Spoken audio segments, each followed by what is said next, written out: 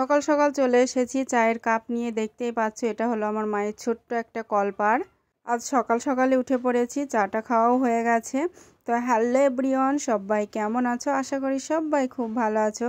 সবাইকে অনেক অনেক ভালোবাসা জানিয়ে আবার নতুন একটা ব্লগ তোমাদের সামনে নিয়ে হাজির হয়েছি। তোমরা দেখছো রিমা ভিলেজ লাইভ। এরপর দেখো আমার মা সকালে কিন্তু রান্না চাপায়। আমরা সকাল 10টার আগেই কিন্তু আমাদের সকালের ভাত খাওয়া হয়ে যায়, কারণ আমরা গ্রামে থাকি। আমি যেহেতু আমার মায়ের বাড়িতে আছি, এদিকে দেখো আমার মা রান্না চাপিয়েছে। আর আমার মা বলল ঘরে থেকে মাছটা আমাকে এনে দে। দেখতেই পাচ্ছ অনেকগুলো মাছ মা কিনে রেখে দিয়েছিল।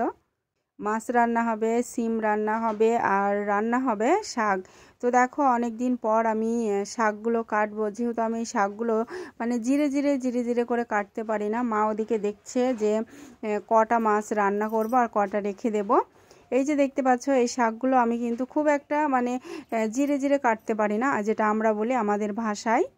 তো দেখো যেরকম পারছি আমি সেরকম কেটে দিচ্ছি। মা বলল তুই বসে আছিস যেখানে, তাহলে একটু কেটে দে। আর আমার মা না ভীষণ মানে খুঁতখুঁতে, মানে ভীষণ খুঁতখুঁতে, মানে একদমই খুঁতখুঁতে, আমার কাজ খুব একটা পছন্দ করে না।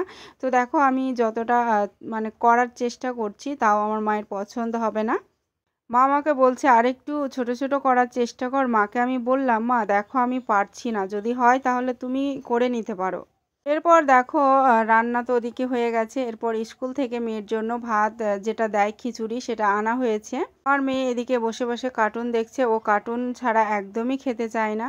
দেখতে পেলে ওদিকে কিন্তু মেয়েকে খাবার খাইয়ে আমি চলে এসেছি। আর এদিকে দেখো আমার মা অনেকগুলো কাপড় হয়ে গেছে, সেগুলোকে এখন ভিজাতে দেবে। এই যে ভিজানো কাপড়গুলো আমরা বাড়িতে কাচি না, আমরা পুকুরে কাচি। আর আমার মায়ের বাড়ি থেকে পুকুরটা বেশ অনেকটা দূরে, একদমই নতুন তোমাদের বন্ধু। তোমাদের যদি আমার এই ব্লগ ভালো লাগে অবশ্যই আমার চ্যানেলটা একটু সাবস্ক্রাইব করে পাশে থেকো। এই যে দেখো আমার মা চলে গেল কাপড় কাচতে। তো আবারও দেখা হচ্ছে নেক্সট ব্লগে।